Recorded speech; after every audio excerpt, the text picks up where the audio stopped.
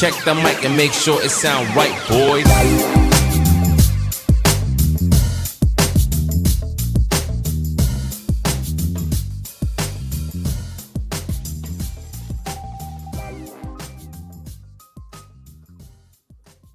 Welcome one and all to the Defiant Takes Football Show. I am Max Dean. I am here with Nick Merriam and Noah Ashley to talk about the top college quarterbacks. We have them ranked from back end to front end. Nick is our resident director of draft content and scouting, and so he is going to give us his ranking. We're going to work through that. We're also going to talk quickly about what's going on in the NFL, some of the coaching hires, some of the guys that we expect might be getting franchise tagged here in the near future. And then we are going to, for the second half of the show, talk about the AFC North offseason preview. And for that, we're going to be joined by Quincy Carrier, who does Brown's YouTube channel called Quincy Carrier. Does a great job over there. So we're looking forward to talking to him again. And he's going to help us get down deep into the AFC North and tell us what's going on over there. So, Nick, how you doing today, man? Doing great. I'm really excited to get into this first breakdown because I tiered up all these quarterbacks and I got definitions for all of them. And I've been working hard this week to get through these guys. And this is the position that takes the most time for me to break down. So I'm glad to be through it because it's all downhill from here pretty much. Downhill from here. Way to hype up the offseason. No, I mean, for me in terms of work, like it's just, yeah, you got to chart the whole play when it's with a quarterback. When it's a corner, you can just identify the coverage and like what their role is. Like, it's a little different. No, I get you 100%. I'm looking forward to it too. We have already started our tape breakdowns for some of these guys. Bryce Young is currently available on the YouTube channel. We have done CJ Stroud. It's not quite up yet. We're going to be doing Will Levis shortly. So we're going to have at least a few of these guys up. And I have no doubt that some of the others are shortly behind that as well. So I'm looking forward to it as well. Noah, how you doing today? Doing well, man. We missed you on Monday, but I think me and Nick and Kyron did a pretty nice job. Yeah, you guys did a good job. I checked it out. I was listening a little bit. I had to take care of my kids. My wife had a back problem. It's not really gone yet, but it's a little better, so I'm able to escape and do some recording. But yeah, look, you guys didn't mention me on the show, so now you know what that means to me. That means I need to do a better job. I need to make myself more missed. I need to set the standard higher for myself. I can't have a show that can just go on without me. But no, I'm just kidding. I think we might have said something about you at the end of the show. At the end? Okay. All right. Maybe I didn't listen to the 2 hours and 18 minutes deep. Yeah.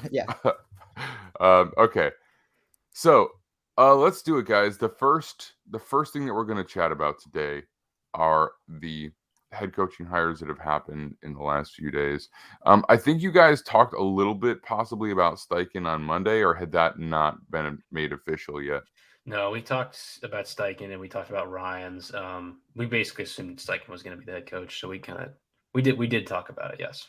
Okay, and the other one is going to be Jonathan Gannon going down to Arizona, and so the Philadelphia Eagles are losing both of their coordinators. They're going to have to refill both of those spots. We also have the Ravens getting Todd Monken from Georgia, so bringing up Monken from the college ranks. You know, he had been a guy that had even gotten some head coaching buzz, I want to say, in years past. So it's a nice job by the Ravens to pull him up. So obviously he's excited to work with Lamar Jackson, you would assume. And then we have the Commanders still kind of sorting out who they want there. But I think, we're kind of expecting it's going to be Bieniemy at this point. I think that's what the general expectation is. And I want to add to that really quick because I don't really want to dive into it, but Noah and I discussed pre-show. I think that there's a possibility that they've interviewed so many people because Rivera is not expecting to be here this year. That whoever buys that team is going to end up firing Rivera. And then because Reed and Rivera communicated this, Bieniemy ends up getting a head coaching opportunity this year. They might bring in another person to be offensive coordinator, whether that be Greg Merriam or Pat Shermer or somebody. Interesting. That's a conspiracy theory that I don't even know if that's a real conspiracy theory at this point. We've got a lot of things at this point that kind of point us in this direction, just based on the fact that we now know that owners that are trying to purchase this team are already talking to other coaches, have been trying to talk to people they might want to hire. And I do think if they, for some reason, were to make that switch to an interim before the ownership popped in, they would be able to keep the continuity with the roster base, because I think that's the one thing that Rivera has going for him right now is everyone in that locker room likes him. So it would be, I mean, I guess they could make these changes and then a new owner would come in and still fire everybody. But it seems to be that based on the history of this organization, the intention of new ownership will be to clean house from GM down to janitor. I mean, in a lot of ways that makes sense. And it'd be a tough sell to offensive coordinators. It really would. I mean, you're like, look, come in here. There's people have talked about some of the teams where the coach is maybe on the hot seat a little bit and they need a little success to stick around. This is a situation where, success might not matter, that at least not unless it's an extreme success, or you might not even get a chance to be here during the actual regular season. So it's a little bit of a weird situation. I guess that might be par for the course for the Commanders at this point. So, and I think in the enemy's case here, they just, Andy Reid, again, very good friends with Ron Rivera. They might just be trying to manufacture a situation where the enemy gets a year as a coach and just kind of shows what he can do. Gotcha. With Sam Howell. Yeah. Okay. All right, let's chat about Jonathan Gannon then. So what are our thoughts on him getting down to Arizona? I mean, obviously, he had a pretty good defense this year. It was loaded with talent, probably the most talent-rich defense in the NFL. Maybe they don't have a Nick Bosa or a Fred Warner, but, everywhere else they had guys. So I'm not sure. I have to really look at that defense and decide what is it that is being done by players and what is being done by a scheme. But regardless, he got results. So what do you think about him going to Arizona? It's the least inspiring hire, I think, of the cycle. And I think that the positive of getting a guy like Gannon is he's from an organization that's well run. He's going to probably be well involved in the scouting department, make good decisions in terms of the offseason stuff. His game management should be good, considering we've seen Frank Reich before, Nick Sirianni, and Doug Peterson before him do really good job with in-game decision-making, fourth downs, timeouts, just creative stuff like the 2-point conversions before halftime when you have timeouts to burn. That should translate. The defense, I'm not as thrilled about, just because they were about as conservative a defense as you can run in today's NFL. I think the talent helped them create turnovers that they weren't necessarily shooting for in a lot of cases. I don't think this is a guy you're hiring for the schematics per se. And I think there are a lot of Eagles fans today who are maybe not too upset that they have to hire a new defensive coordinator, to be quite honest with you. But Gannon might be a better head coach than defensive coordinator because of the pedigree of that department in Philadelphia. It could be. I mean, he was a guy that was getting head coaching consideration before. Maybe not true consideration, but, he was in the cycle, in the buzz. And then, I think expectations have gotten a little high for Eagles fans Yes. based on the way that this has gone. So you're not always going to have the number one offense and the number one defense. So that doesn't mean it's not a successful season. So, all right. So, I guess the other one is that we should just talk about Derek Carr being released a little bit. He was able to go on a visit to the New Orleans Saints. Trade compensation had been agreed upon between the Raiders and the Saints. That was a requirement for him being able to go over there. They had a conversation.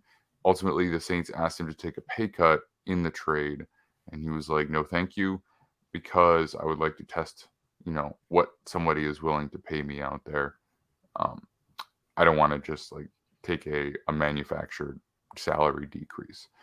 So he's officially been released. He's probably doing the rounds with all of the teams right now. I would imagine not being back in New Orleans immediately, probably checking out the other places that are said to be interested.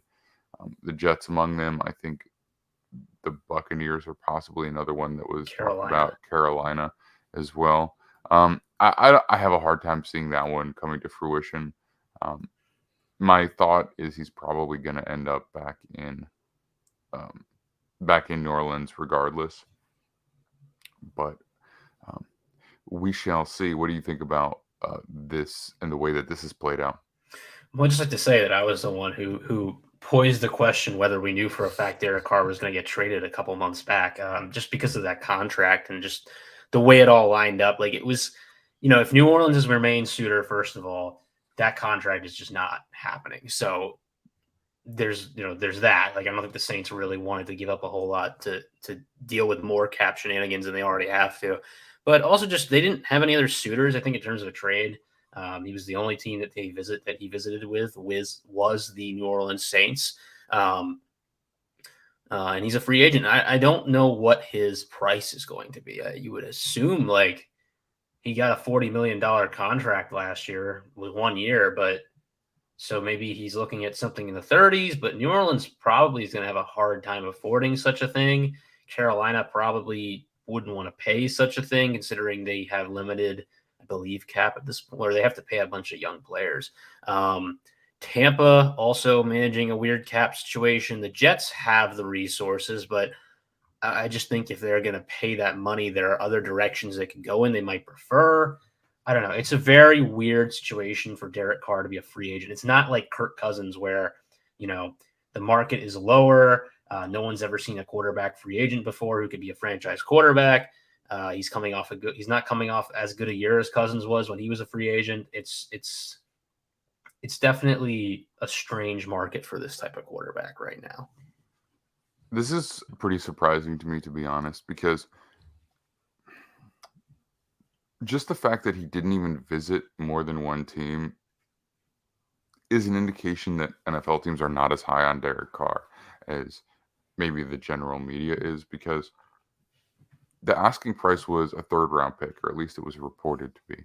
So what does that mean? That means that a team is not willing to give up a third-round pick for a quarterback that, is perceived to be a franchise guy, in quotes. So, I mean, if the Saints were really the only team that was even willing to do that, then, like, no other team even brought him in or was like, hey, we'd give you a third-round pick. Let's talk to him. That's like telling. So I thought,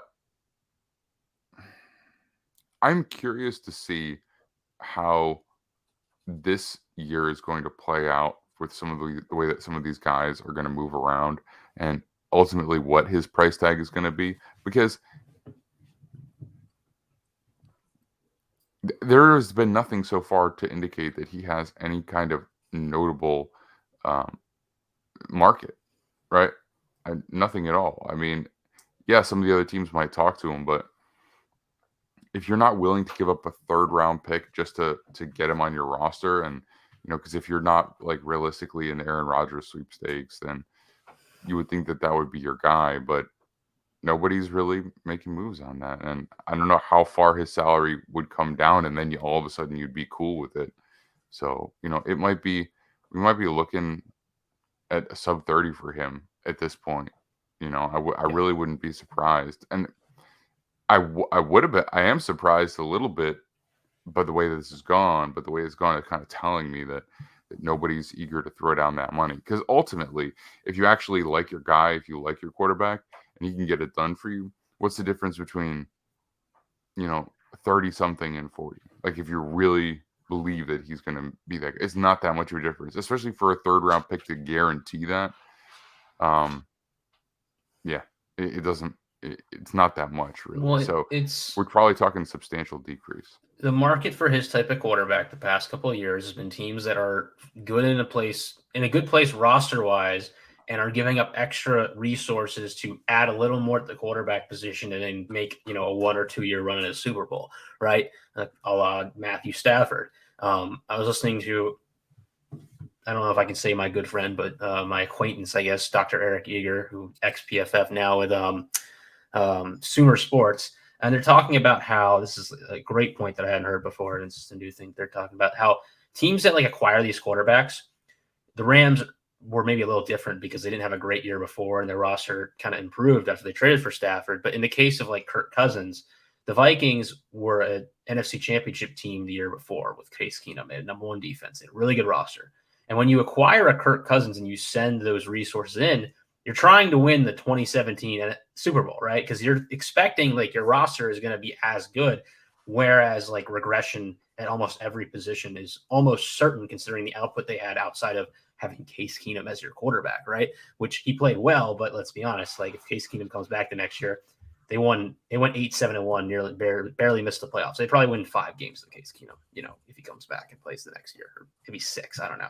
But you have to be a team that understands that your roster, if you're the Jets, if you're Washington, if you're, I don't know, Tennessee, like one of these teams that was close to making the playoffs, had a good defense or a good supporting cast, is going to see some regression in terms of output next year. The Jets defense will almost certainly not be as good next year. Washington's defense will almost certainly not be as good next year. Might still be top 10, but they probably won't be top 3. And you're, instead of reinforcing that unit to make sure it stays good, you're sinking all of your offseason resources into a quarterback who we've now seen go from, a QB 20 this year to like QB 8 or 9 the year before. So there's a range there that you're trying to play off. If he's somewhere in the middle, which we can predict, and he's kind of in the Tannehill range, Kirk Cousins at best, like, there's a lot of ways that this could go wrong for you. And then you've sunk so many resources into it that it might affect you long-term if it doesn't go correctly. Yeah. I mean, I'm really curious. I'm really curious because the signs point to him taking a substantial decrease, which would mean that maybe this is actually the early signs of like the middle tier quarterback market, which really just hasn't existed up at all until this point. And the value of the position would suggest that it wouldn't, the way that teams have treated it so far. But this is a little bit different. I know he had a no trade clause, but like, I think if anybody was willing to pay that salary, for the most part, he would have accepted to be traded there because, he's going to make less. But who knows? He signed a weird contract to begin with, so maybe he has his own specific desires. He's an interesting guy. All right. So I don't think we really have time to talk about franchise tag today. We still have time to do that before we get to the actual deadline. So let's jump into the quarterback. So we're going to go back to front in your ranking. So we're going to start with the back end. We're going to talk about guys, where they sort of tier out, what your expectations for them would be in the NFL once they come in. And you can give, a suggestion of where you think that they should be drafted as well. All right. So let's do it then, I guess. Where do we get started for the quarterbacks in the 2023 class? All right. Well, we'll go 10-1, like you said. There's going to be a little bit of tiering here, so I might list them off kind of as we go through it. I'm going to pull out my notebook here because I have a bunch of notes on all these guys. And let's just start with number 10, Jaren Hall. And this first tier of quarterbacks is going to be, and some of these tiers are going to have one player because there's just not a lot of quarterbacks that get drafted every year. But this first tier, starting with number 10, Jaren Hall from BYU, is developmental backups, or guys you're hoping eventually become your backup quarterback. These guys are probably likely going at the best 6th round or later, at least in my opinion. We might see a guy like Stetson Bennett go higher because, teams have seen him compete at the high level in college and might want to buy into some upside that he has a little higher. In my personal opinion, Stetson Bennett, I don't really think his upside is much greater than a backup. I think he's a career backup in the NFL. We'll talk about him in a second. But going front to back, this tier in itself, Jaren Hall, BYU, is my number 10 quarterback. Stetson Bennett, the 4th, from Georgia. Of course, we know him, won 2 national championships, is number 9 on my board. And my number 8 QB is Malik Cunningham from Louisville, who's the guy I'm going to be higher on, I think, than most scouts throughout this draft process, just because I think that the floor of his rushing ability is more intriguing than any of these other kind of developmental backup types. But so in Jaren Hall's case, we're talking about a guy that has a live arm, kind of moves very similar to lead the Baker Mayfield in the pocket, has some improvisational skills. But that BYU offense is very collegey. Lots of RPOs, lots of quick reads, lots of half field stuff, spread him out consistently. And he's not like, I think his arm is probably not as good in the NFL as it looks in college. So, his arm is good for a player of his size. He's like 6 foot, 200 pounds, but I don't think he gets to the NFL and as a dude who's chucking it 70 yards downfield like a Baker Mayfield, which I think is what, along with accuracy sets him above, which Jaren Hall is more inconsistent with. His playmaking ability, his kind of, ability to extend plays, the athleticism with the arm. He was a baseball player at BYU. Makes you think that if he can kind of learn an NFL offense and specifically sit in a spot for a long period of time, say 2-3 years, he might give you a little bit of upside off the bench if you have an injury where a guy can come in and create a little bit more, kind of like a Taylor Heineke than you'd expect most backups to. So that's why he sits in this tier. Do we want me to just go through this whole tier, or do we want to go back and forth about each player? Let's go through the whole tier, and then Okay. I'll just kind of bounce. I'll just give some individual thoughts on each one quickly. So Bennett is actually a similar player, and I think his arm gets underrated. Like, I think it's a decent arm. Again, I think when we talk about backup quarterbacks, like Taylor Heineke has become a model because he's not physically gifted to any degree. He knows how to run an NFL offense that he's been in for a long period of time. People don't realize this, but he was in Carolina with Scott Turner before he came to Washington. So really, he's been in that system for 4 years. He knows the system well enough that he can run that specific offense.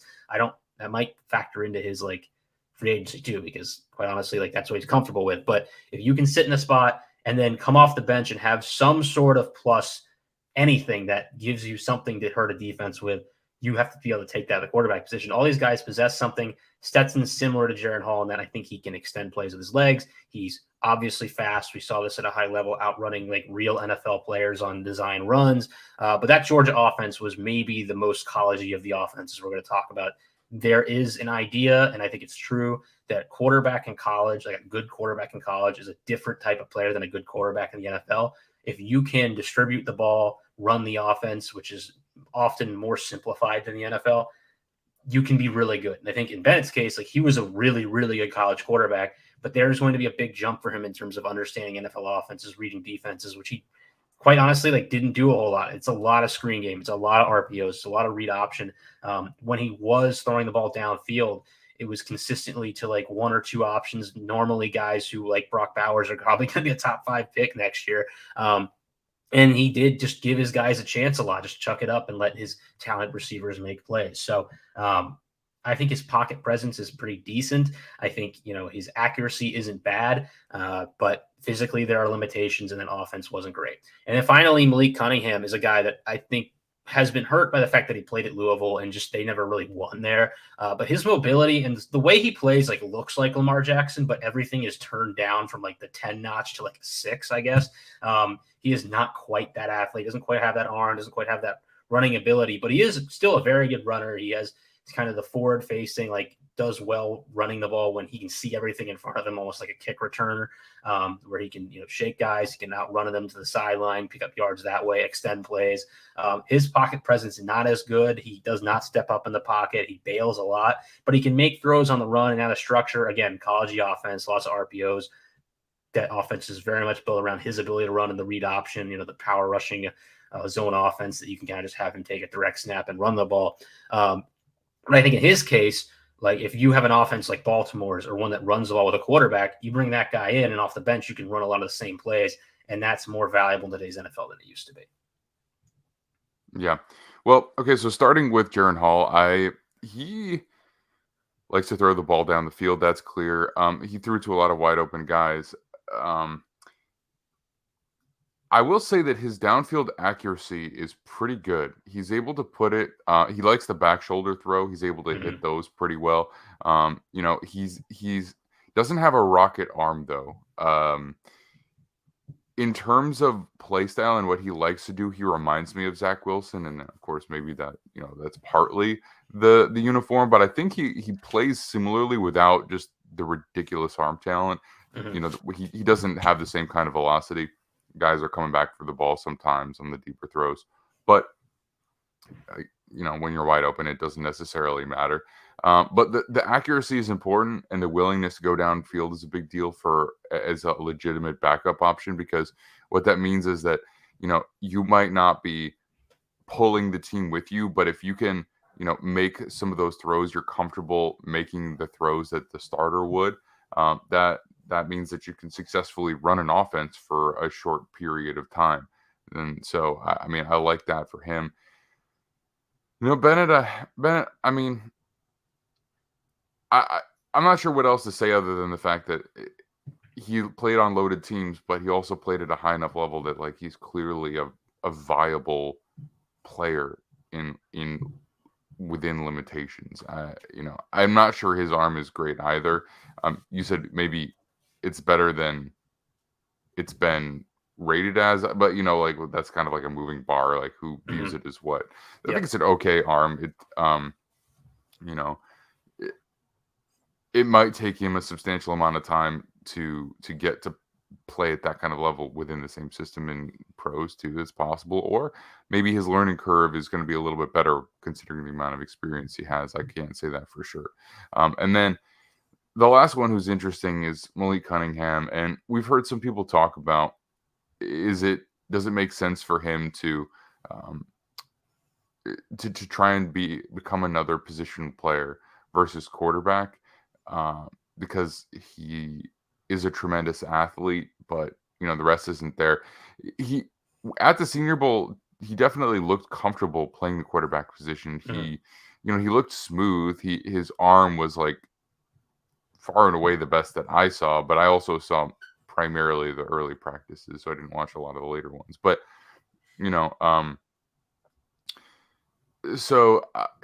I guess maybe he's the type of guy that you take late as a quarterback, and then possibly you end up switching him to another position a little bit later if you're feeling like it doesn't work. And he's the guy that maybe bounces around a couple of teams trying to latch on as a quarterback and eventually become something else. So I said you're a little higher on him than some other people, but I mean, his mechanics are a little bit a step above these other two guys as well. Like, he is synced up. He's been in college for a while and has been starting for a while. So he's a little bit more refined, I think, in terms of, some of the things that you need to know in the NFL. Yeah. And does that mean that you become a career backup at quarterback?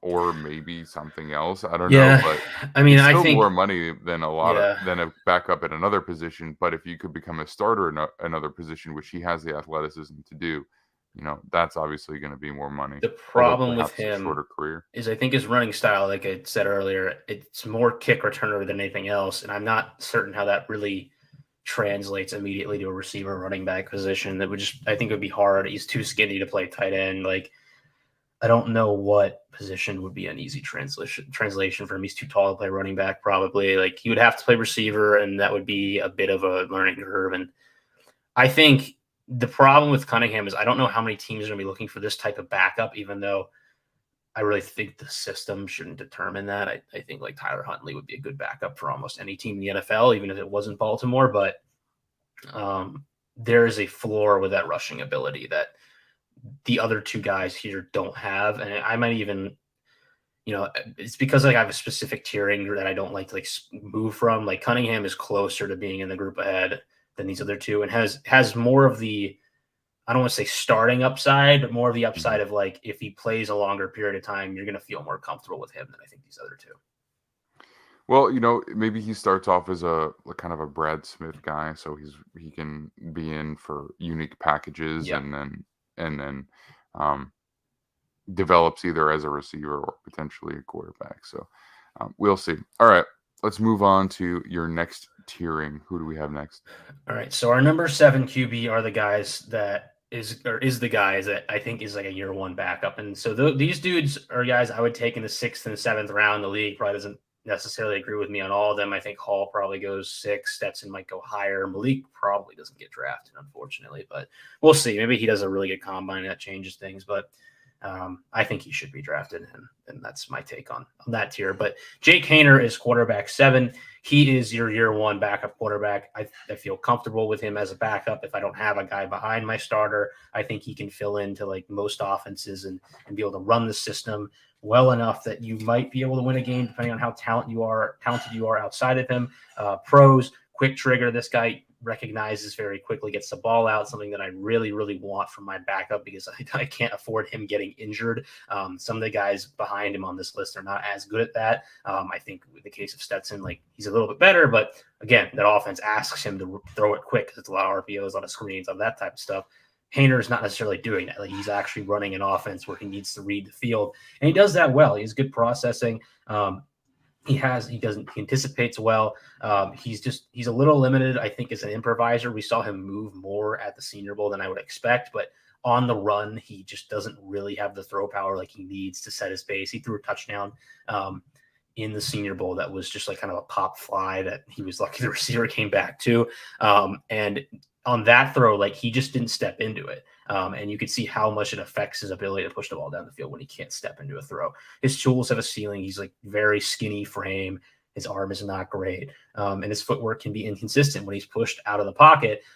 So, there's clear limitations. He played at a lower level. He's a Mountain West guy at Fresno State, but he showed ability to play in clutch moments, and he led a couple of big comebacks at Fresno State, played well in the Senior Bowl. This is the guy that I think has a long career as a backup quarterback. And depending on like how valuable that is to you, I would even consider this guy in like late 4th round at earliest, but I think he's probably more of a 5th round prospect. But I like it. And I think he's a dude that you also probably, once you have in your building for 4 or 5 years, he knows the system. If you draft a quarterback after that, he can be like a guy who coaches up a younger QB, probably will be an offensive coordinator someday. Like he has that NFL processing that a backup quarterback needs going into the NFL. It just lacks kind of everything else to an extent. Yeah, I feel like he's the guy that I might know the most exactly who he is and who he's going to be, because he's a smart guy, quick release, fairly accurate. He's not going to be able to hit tight window throws, so he's going to have to play Mike White style. He's going to have to just like take the check down whenever it's available and kind of kill you that way when he actually is playing in the game. He can escape the pocket, but really he's going to escape to hit the check down. He's not going to escape to throw it over the top of you, or make any kind of ridiculous throws. So he's just going to have to take what's there consistently. And that's really what his ceiling is. I think when you were watching him at the Senior Bowl, you could just see him roll out. Like he has the balance and athleticism to escape and go on the move, but like he's not moving super fast. Like when you're actually there and witnessing it, like he's not cruising towards the sideline. You know what I mean? He's kind of like just far enough ahead of the defender where he still has time to get the ball out. And that ball, it's not ripping. So once you see it in person, it's quite clear that it's not really starting caliber arm talent. So hopefully long career for him. Goes to a situation where he can sit and develop as a backup for a little while, and then make good money doing it for a long time. Mm-hmm. So I want to actually have like player comps for each of these categories. So a year 2 like backup projection at this point is what Kellen Mond is like going forward. Like he's a guy you add and you see if he can become your backup. This year 1 backup thing is like Nick Mullins. Like this is the Nick Mullins, the Chase Daniel, and even Chase Daniel's probably on the lower end of the spectrum. Like I might rather have Jake Haener next year than Chase Daniel, but they're guys that like they're backups, and that's what they are. And I think Haener, we kind of know at this point, like you said, that's what it's going to be. Yeah. Yep. Agree. All right. Next. So again, this is a 1-player tier. And this is not a tier that I use for a lot of, and I'm using kind of SIS as like definitions for things. I've changed it a little bit because I'm free to do that. But Hendon Hooker is going to fit into a developmental QBs category where his ceiling and floor are completely undefined. And the reason I have him listed this way is just his process to becoming an NFL player is so unique that it's hard to really understand like what his projection is. And it's hard to really say like what he needs to get to that point, considering a few things. One, the offense at Tennessee is a joke. Like they schemed that up so well that they're running guys from the sideline. They have all these speedy receivers. He's hitting wide open receivers in stride downfield. They have these light boxes that he can run read option out of because he's a big quarterback that runs like pretty darn well. And they have tons of talent because they're one of the better teams in the country. And then even so, when he has these open receivers, he's not always adept at hitting wide open players downfield in stride. So there are inconsistencies in his game, but he's a big quarterback. He's a mobile quarterback. He has a good arm. Like the tools are there to be a starter.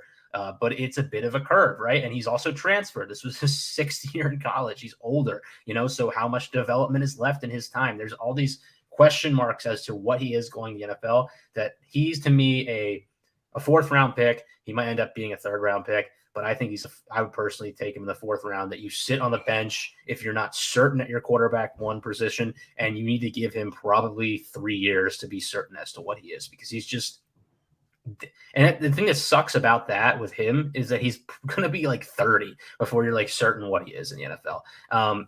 And that's why this specific category, which I don't want to put a lot of players in, and really highlights complete question marks at a position that we don't know if he's a backup, if he even belongs in the NFL, or if he's a starter.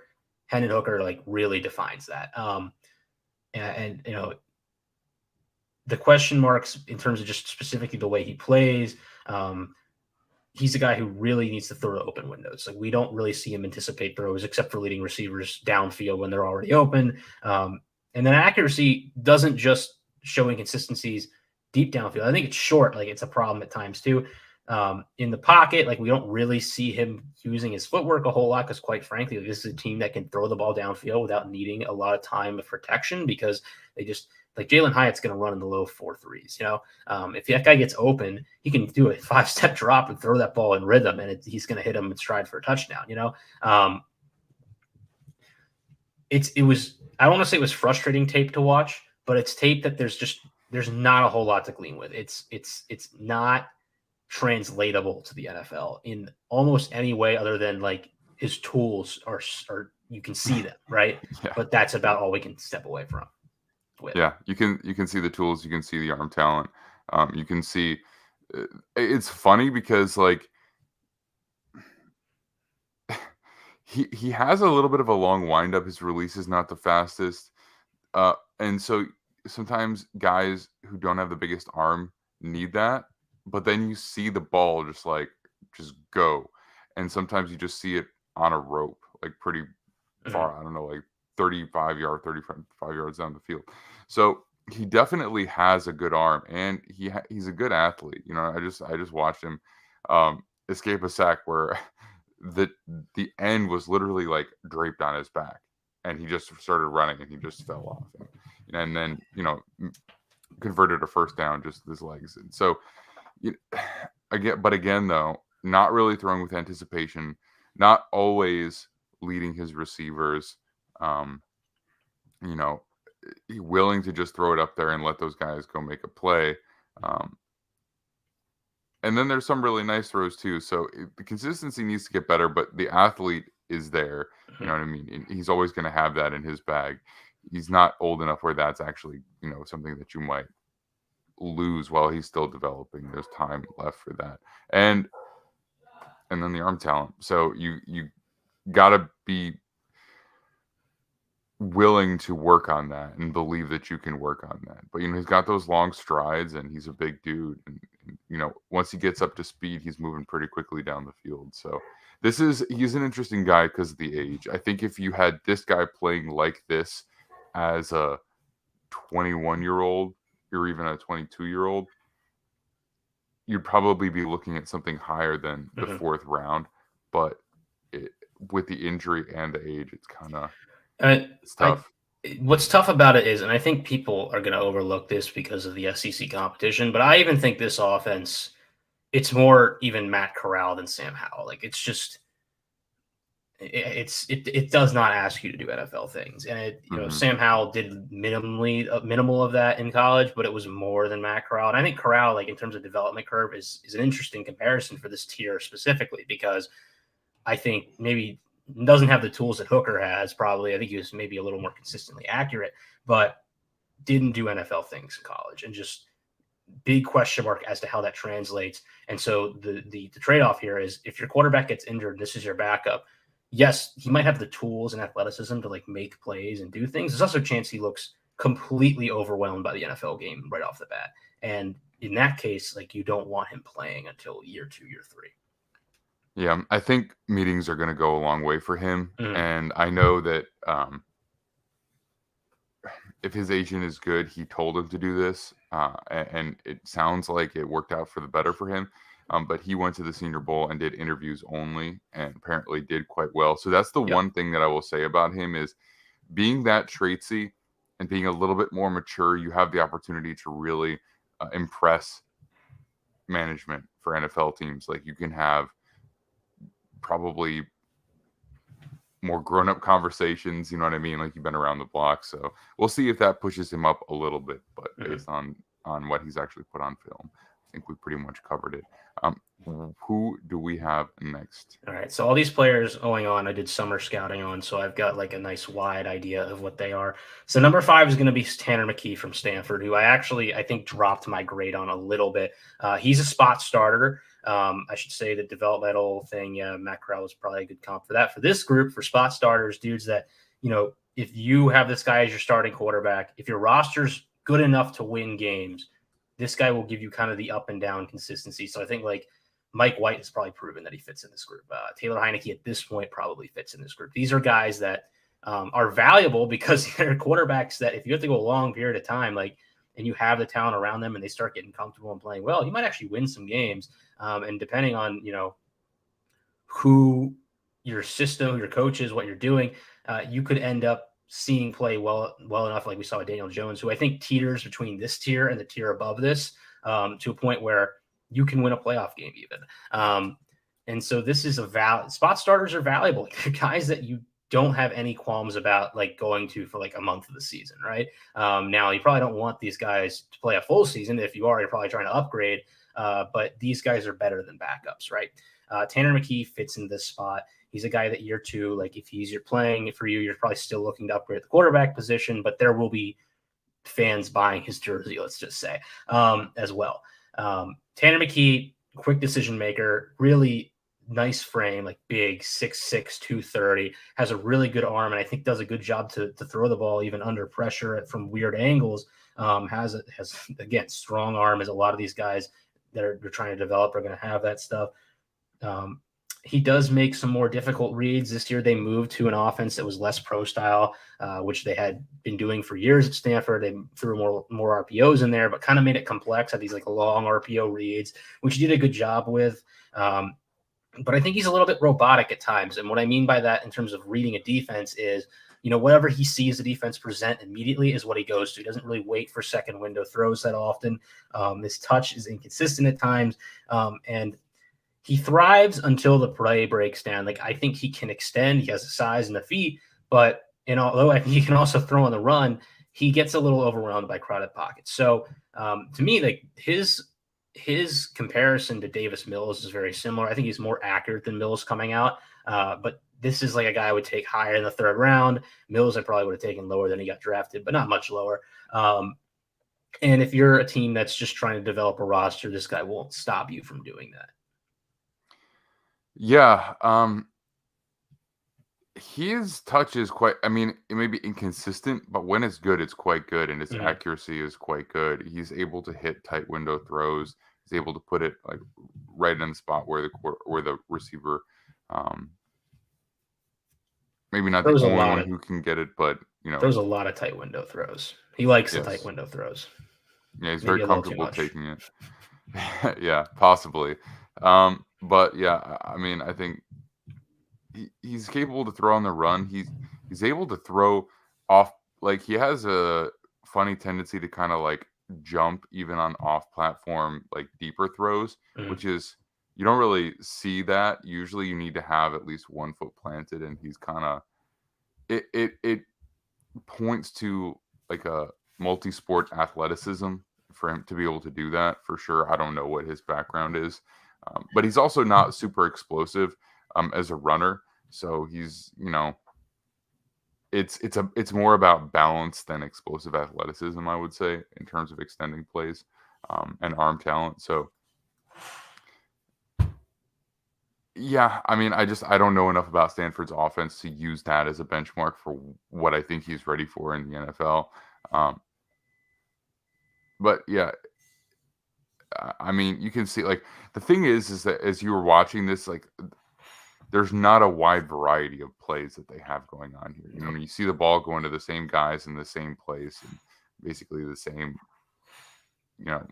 flow of action for all these plays. So it's like, he's throwing it to the sideline, or he's throwing it downfield, or he's running and sliding. So it's kind of, I don't know. You can speak to the offense better than me, because I'm really just watching like little clips as we go. But I mean, so third round that's as high as you'd go. I mean, early third. Like, he's a top 75 player for sure, top 70 player in this draft. Sorry, what were you going to ask? I was going to say, what kind of team, what type of team do you think is the best fit for him? Man, I mean, there's different types of fits, I think. So, like, a Cleveland's an interesting one. Let's say Deshaun Watson doesn't work out and you want to take a flyer on a backup that might be able to develop and might give you like a plan going to the next year if it works out. That's like a team that could be looking at it. You also could look at teams like Washington or the Jets if they somehow strike out on quarterbacks completely and have no other options. They might like just take this guy and cross their fingers. I think Washington, because they have Sam Howell, is even more interesting just because I think they're going to give that guy at least 8 games. I think if he's the QB1 going to the year, if he plays well, he keeps playing. And if he doesn't, like, you turn to another guy you're developing and see what he is.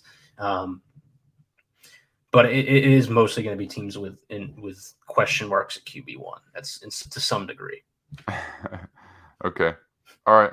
Well, I mean, it makes sense if you're looking to draft a guy and develop him. But I think the Eagles have also shown us that maybe it's wise to take a flyer on a guy that, historically a lot of people would have called a wasted pick when you already have your franchise guy. But sometimes you just want to keep going back to that well. So yeah, Minnesota, like, Cousins probably won't be there forever. I think he's going to be starting for at least another year, maybe 2. But maybe you have McKee sitting under him and get ready to be the starter eventually, so you can get a rookie contract to QB and load up the roster.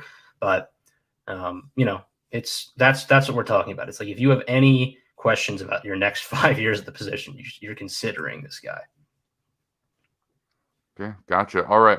So let's move on to your top guys here so that we can get to the AFC North in time. Yeah. Sorry. Well, they are split up a little bit, so we're going to have to run through these a little quick. But so 4 for Will Levis is going to be his own tier. This is like the Ryan Tannehill tier, and what kind of Cousins teeters between this tier and the tier above this. Year 2 win with quarterbacks, which means you're hoping to develop this guy. Year 2 to be a guy that with the right roster pieces and design around him, he's like a guy that you could probably win multiple playoffs games with. And I think Levis does have that. We're going to dive into his tape a little bit later. Obviously, the physical tools are there. I think he can make those first window reads, probably struggles a little bit, not as much as McKee, getting to the kind of second, he's a little bit, again, robotic with the way he reads the defense. He sees cover 3. He thinks it's cover 3. He can't adjust, but very good on play action, very good on RPOs, slides well enough in the pocket, can panic at times, but arm angles, arm talent, like under pressure, can deliver accurate balls. His accuracy is better than I thought it was, maybe, especially intermediately after watching a lot more of his film. I just don't think that his ceiling we can be certain in, as some of the other guys we're going to talk about, because of limitations with reading defenses, really. Yeah. This is an interesting player because he needs a fair amount of work, but obvious tools. I mean, he's just big. He's very muscular. I mean, how tall is he again? He's 6'3", 230. Yeah, 6'3", 230. So he's not quite as big as Josh Allen, but he's very muscular and he runs with a lot of force. He's hard to bring down and he has a really good arm. And as much as we say that not everybody's going to develop and become Josh Allen, or not everyone is going to develop and become Jalen Hurts, I think that your makeup is a big part of that. And one of the reasons that so many scouts and management types are reportedly falling in love with this guy is because of his intangible traits, Mm-hmm. because he's a leader, because he plays through injury, because his guys love him, because he puts in the work. I like, I'm not speaking to this on a personal basis, obviously, but the reports have been consistently that. And so, you know, I just don't think there's any reason to think the guys ahead of him don't have that either at this point. And I think we've seen signs of it from all of them as well. yeah, sure. So I think the thing is that probably we shouldn't be looking at taking him over some of those guys. Although, as we know, big Teams guy, will. run fast, throw Yeah. far. It still matters to a lot of NFL teams. So yeah. So I should say with Levis, I'd probably take him later in the first round. He's going to go top 5, but I would take him later in the first. Which I had, Herbert in this range as well. So I could be very wrong. I think another thing that just very before we move on to the next guys is I think his mobility is overrated. I don't see Daniel Jones' speed, and I don't see Josh Allen tackle breaking ability. I think it's not a running threat that I want to build my offense around per se. Let's get to the third and second guys. So this tier is going to be year 2 starting quarterbacks who will win you games every once in a while. Anthony Richardson is my number 3 quarterback. CJ Stroud, my number 2 quarterback. I agree with Kyron. I think these guys are closer than Stroud is to Young and Richardson is to Levis. I really like watching Richardson the more and more I see of him. Just again, an offense that is very limited in terms of how much they run in terms of RPO, screens, and building around his running ability. But it's a running ability I feel way more confident in than Levis. And I do think he's better at reading defenses. I think his deep accuracy is inconsistent, but I see more impressive downfield touch and power throws from him than I see from Levis. So I think kind of doesn't change the speed of his ball as much. And I think Richardson's pocket manipulation is a bit of a step above, as well as ability to kind of work within, step up, and deliver balls, keeping his eyes downfield. I'd like to see him scramble a little bit more. I think he kind of tries not to, but which is strange because like you would think he should do it a lot. But the way this guy can make players miss at his size and his speed is just such a high floor in the run game that I'm very impressed and very excited to see what he is. And I wouldn't, of the guys on this list I think are toolsy and I'm not as high on, I don't think I would complain if the Texans traded up to 1 and took Richardson with that pick. Like I think his ceiling is that intriguing, and I feel more comfortable with him his development than Levis. And again, he's played really a year and a half in college, and Levis has been here for 5 years, so that's a big difference as well. CJ Stroud, we just did a video on him. Like he is the most accurate quarterback in this class. His ball trajectory, the combination of touch and power is very impressive. That Ohio State offense may be limiting to a degree because of how often we kind of see him make maybe predetermined throws, but he does have the ability to kind of anticipate these tight window throws, make them under pressure. We saw him against Georgia dealing with a lot of pressure, escaping. He has the mobility, he has the ability to throw on the run accurately. He is the highest, not the highest floor prospect in this draft class, but of the 3 guys we're going to talk about before Bryce Young, he is the highest floor. Yep. Okay, so Richardson, I mean, he's fun. He's just fun to watch. His highlights are the highest highs of anybody on this list so far. He's an explosive athlete with ridiculous balance. His arm is a rocket. It's inconsistent. He also had probably the least help from his team out of these top guys, I think. Like there's games where it's just like it's tough for him to get anything done aside from just run. But he's got some real explosiveness. You see him make guys look silly in space, like silly in the SEC too. So, I mean, there are traits to work off of here. You see why guys like him. I don't know that he reads defenses better than Levis. I mean, maybe he does, but his traits are even better. So if you're going to bank on those for Levis, unless I think you see more late in play timing throws from Richardson than you do from Levis. Levis's best reads are like quick 3-step, like, oh, it's cover 4. All right, here's the flat. Like Richardson, you see more of the, they jump the flat. I need to come across the field and make the throw to the opposite hash, It's not to the degree of a Stroud or Young, but it's more consistent than Levis, I think, for sure. Okay, and I think part of that is probably the trust in his arm. But there's inconsistency in terms of accuracy there as well. Yep. We've seen him spray some balls around, so it's definitely going to need to be worked on. But I mean, this is a real true dual threat athlete at the quarterback position in the NFL. Like, this is a guy who, if you want to start him off with a Justin Fields year 2 situation, but in year 1, you can actually have an offense that features a heavy amount of running and probably be somewhat successful with that without immediately needing him to be a polished passer or a polished, quarterback. And then there's definitely this guy's the limit for him. He has the highest ceiling, I think, out of anybody. I think that's pretty clear. Yeah. I think his tools are better than Levis as well, which is the whole argument with Levis is his tools are great. So that's why he projects higher. But I think considering the age and how long Richardson's been in college, his developmental projection is maybe even more intriguing. And I think he has a stronger arm, quite frankly. And the mobility, I think, is clear. Year 1 starters, quarterback 1, it's Bryce Young. He's the one guy. I think Stroud, you can make an argument, might belong in this tier. I just think that the adjustment from that offense to the NFL might be a little bit more of a jump than what we've talked about with Bryce Young in a previous video, where we see his ability to make changes at the line of scrimmage to adjust to blitzes, his ability to manipulate the pocket at a high level, his ability to make, to anticipate throws, his vision downfield when he's under pressure. The accuracy is not as good as Stroud, but it's quite consistent. It's much closer to Stroud than it is the other 2 quarterbacks. His arm is good enough.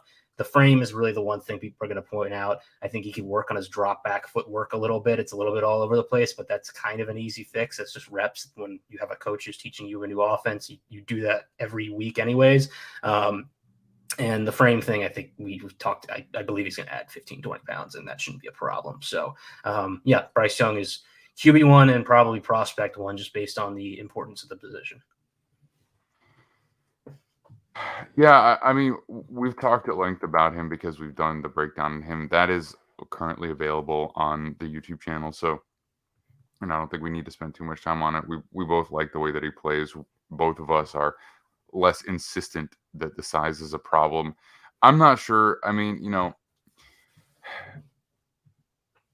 15 might be asking a lot. 10, because, I'm sure Alabama has a legitimate workout program, and 10 might be reasonable. He's going to have to protect himself either way. Yeah. He really is, because he's not built like Russell Wilson. Russell Wilson is just sturdier. Kyler too. Yeah, just to Kyler too. So I think he's going to have to protect himself. I don't want to shrug it off as a concern, but I think at the level with which he is, prepared to come in and affect your offense immediately, that can't be understated, because that's where the real value of the rookie quarterback contract lies. It's in him actually being able to be a decent player early. I mean, you can have a guy who you draft in the first round, but if he's not really good enough to win until year 2 or year 3, then you are kind of making it a little bit harder on yourself, and you're limiting that window substantially. Yep. Anything else that you want to touch on these quarterbacks before we move on to? Just that I think when you break down these top 3, I feel very comfortable about their ability to be top 5 players in any draft, including this year. Whereas with Levis, he will go, but I just think that the tools alone don't make me confident as him as a player that goes there. But apparently the off-field stuff, people love talking with him, working with him. That's what's going to push him up the board, apparently. All right. So that's it for our quarterback rankings. We'll definitely talk about them more, probably primarily in mock draft form. And of course, we'll have the longer form tape breakdowns that'll come out on the channel as well. Look for CJ Stroud to come out in the next day or 2, and then Will Levis shortly thereafter. But now it is time to talk AFC North with Quincy Carrier. Quincy, how you doing, man? Good. How you doing? Doing very well. It's been a while since we talked. I think it was one of the first Thursday night games of the season since we had you on. It's good to have you back, man. Yeah, a little freezing. Yeah, it's been that long. Yeah. So we're here to talk about the AFC North, and we want to talk about a little bit about what to expect from these teams in the offseason. I guess let's start with the Browns, man. Where else? So Quincy Carrier, he does a channel, Quincy Carrier, where he talks about the Browns on a regular basis. Does a great job with that and covers everything pretty darn consistently and deeply. So if we're looking at the Browns and we're talking about what their biggest needs are going into this offseason, what would you say that those would be? Nick has his opinions, but I'm curious to see what you think. I think it's defensive tackle, to be honest with you. If you look at like some of the biggest issues during the season, like I know a lot of people want to go to wide receiver because they look at Amari Cooper, they look at Donovan Peoples-Jones, they don't really see a explosive playmaker there. But that's what Deshaun Watson's for, right? Like he's supposed to be able to make plays out of that. That's why you pay that much money for a guy at that position. The defensive tackle position, though, has just been a mess. And it's been, we can have Greg Newsome and Martin Emerson and all these great corners, Denzel Ward and everything else. It really didn't matter last year because if teams decided they wanted to go up 10 and run the ball on the Browns, there's absolutely nothing we could do about it because we were so weak on the interior. And if you look at our linebacking room, it's the key to show you how bad this defensive interior was. Is look at our linebacker room. Everybody got hurt. JOK got hurt. Jacob Phillips got hurt. Anthony Walker got hurt. We were down to Reggie Ragland, who he signed off of a practice squad, I believe. Sione Takitaki even got hurt. And then Deion Jones, you know what I mean? Like we were running out like the 2012 like all college team at that point. So that's the problem, right? Like that was the issue for this team is the defense fell off a cliff for whatever reason. Joe Woods is no longer there. They needed to become better at that position.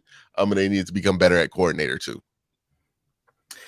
Yeah, so my headline this offseason for them, I tried to pose a question for each of these teams is how they repair this defense with Jim Schwartz. But I think you hit it on the head, really. It's about depth for this team. I think that they have position groups, offensive line, corner, where the starters are good, the third and fourth are good. Like they have depth they can handle with injuries. I even think linebacker, like they've shown that they have enough depth to deal with injuries. It's just defensive tackle.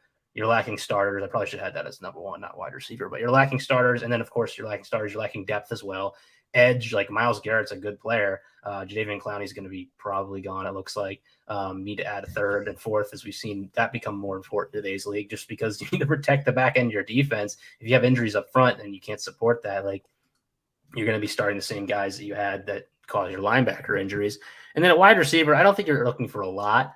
But I do think you kind of just want to add another body because I worry about what happens if they have an injury to Donovan Peoples-Jones or Amari Cooper or one of those tight ends, just who ends up stepping up. And I think that, Anthony Schwartz has been up and down. I don't know if you're really like confident in him. I'm trying to think who's the third receiver on that roster right now. It's not Anthony Schwartz. That's I don't even know if Anthony Schwartz makes the team. Okay. It's probably I'm thinking either they draft somebody or it's going to be kind of like a Kansas City situation where it's like, there is Marquez Valdez-Scantling has his role, right? And that's kind of what DPJ does. And then there's Amari Cooper, who's going to be transitioning more to a slot role. He was actually really good in the slot last year. We didn't use him that much. He's probably going to do more of that as he gets older. So he's probably going to transition to that kind of role. And then it's like a smattering of guys who can end up filling that like deep role with really the main target should be David Njoku, right? Because he's pretty good. But yeah, it's we don't really have that like X receiver. That's why a lot of people want them to go get a receiver, right? But I'm also at the camp of like, we only worry about that because Deshaun didn't look good last year, right? Like in those last 6 games. If he looks good, we're not really worried about what the specific fits are in wide receiver. And I don't think the reason he didn't look good was because he didn't have enough speed at the position. I think the reasons he didn't look good is because he was in an offense that was kind of made to last with Jacoby Brissett. He gets in there and he's being asked to be on time and only look at half the field, and that's just not how he plays. Yeah, I think that's fair. Cooper, I think, is fine as your number one still. I think he proved that he played well last year, and just I don't, we talked about how we didn't like how Dallas got rid of him in the offseason, and he produced still. So that was a good addition for them. David Bell, I forgot they drafted last year, is a nice like 3rd, 4th guy you develop. I think you're probably looking to add like another one of those types. Like wouldn't sleep on Michael Woods too. He's an interesting guy. A 7th-round pick last year out of Oklahoma, made the team. It was kind of a surprise, but when he gets the ball, he's a pretty athletic guy. So he's like a raw prospect that they're kind of developing, and it looks like the development's going decently. Now I think they just had to switch out wide receiver coaches, so we'll see. Again, when you get a positional coach change like that, that's really affects those guys at the bottom of the roster. So maybe he sticks, maybe he doesn't. Yeah, and worth noting, they run a lot of 12 and 13, so the 3rd receiver not as important maybe here as other rosters. Well, they're going to run a lot of 11 and 12 this year. Like they're not going to run that much 13 going forward. And honestly, they toned it down from the year before the amount of 13 that they ran. Okay. So I mean, like they're going to run the Deshaun Watson offense next year. I have no choice. Like they paid a lot of money for it. So that's going to have to change. And they even said so that, hey, we're going to run more stuff that he's familiar with and kind of like turn his offense over to him. So those things are going to change. But the question is, with those changes, does he just become a better quarterback? Because again, he had that 1 year where everybody's talking about, right, where he was top 5, got the passing leader champion thing with like 7 interceptions, like crazy numbers. The day he was throwing to like with Chad Hansen, you know what I mean? Like, so he's shown the ability to be able to get it done with guys, regular guys out there. I don't worry about that. I'm more worried like, okay, we know that this defensive line, even when Miles and Jadeveon are out there, that interior was a problem. Now, I think a lot of that was incompetence from the defensive coordinator position. I mean, that'll be fixed this year with Jim Schwartz, but we'll see. Well, I think, what you wanted to do with who was there before was, that's tough. Okay, so I'm not there on the ground in Cleveland. I'm not watching like what's happening on a regular basis. I'm not hearing these guys answer questions as the media poses them to them, because that tells you a lot. But that the defensive coordinator that they had, his defense is predicated on a tremendous pass rush coming from all facets of the line. You can't just ignore the interior in terms of your T-building process and expect to have, a high-end pass rush just because of one player. So I think maybe incompetence, but like they just need to invest more there. There's just a lack of investment at the defensive interior, especially at the pass rushing version of that. I mean, they drafted Perrion Winfrey, right? He went to the Browns last year, and so he's a pass rushing D tackle, but like he's not like he's a 1st-round pick, so you can't necessarily be expecting high end output from him year 1. And then who else did they have as any kind of legitimate pass rusher from the interior? Because it asks you to play aggressively even on rundowns, and they just didn't have that. Well, the reason I say it's incompetence is because if you look at what these defensive tackles were doing in the season, and a lot of it was no matter what the down, rush upfield, get as far upfield as you can, which was getting them eaten alive by play action for like weeks. It's stuff like that, right? Like what they were asked to do just didn't make sense. You could tell that there was heavy disagreement between the locker room and coaching staff between what they were asked to do and what they actually felt like would help them win games. And that's where it became a thing. Like there was a coverage bust that happened. This team could not, for whatever reason, this NFL team full of NFL players who have done this for a long, like good players, right? Like Denzel Ward, John Johnson, like former Pro Bowl players. These two, for whatever reason, under Joe Woods, couldn't figure out cover 2. Now, maybe you can convince me that that Denzel Ward and John Johnson just magically forgot how to play cover 2. Or maybe how that play call was being communicated to them was probably really, really, really overly convoluted to the point to where it got confusing for guys who have made the Pro Bowl on their ability to understand deep. John Johnson's one of the smartest players in the NFL, and he could not figure out what they were trying to get him to do on a play-by-play basis on this defense.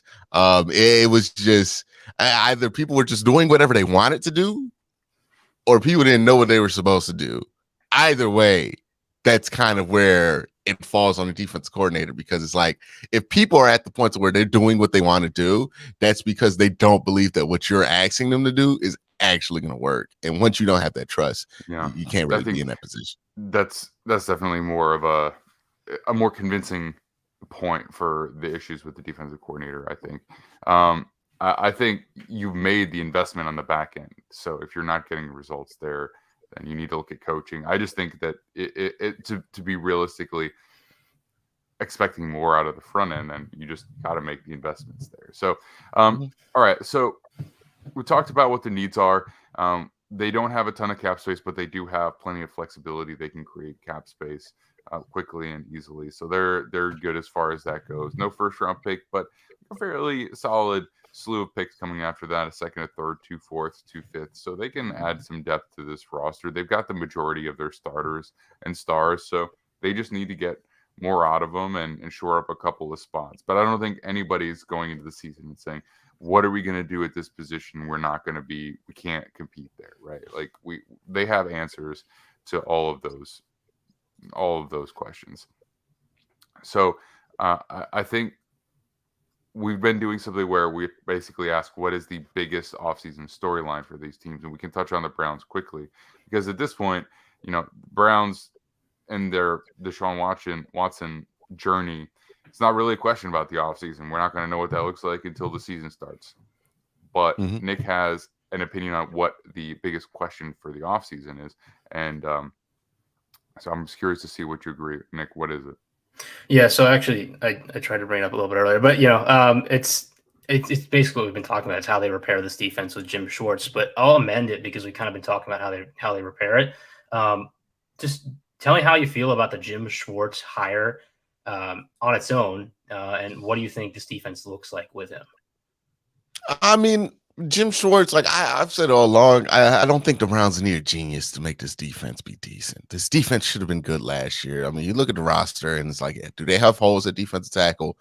Absolutely. But every defense has holes somewhere, right? Like, you're not going to have a perfect defense. The issue with the Browns is like they weren't even competent at defense at times, right? And what they need for this defense to be good isn't a genius. They just need competence. And that's what Jim Schwartz is. Like, throughout his NFL career, he's always had competent defenses. He's always made sure of that. Is he going to lead you to an elite defense? Probably not, right? He's not the guy who's going to like flip the league on the news wheels and, just like have everybody shook on all this new stuff he's doing. He's not doing nothing new, but he is competent, right? He will get competent play out of the defensive tackle position because he's coached a ton of them. You look at the list of guys that he's coached. I mean, most of those guys from Philly came up under him.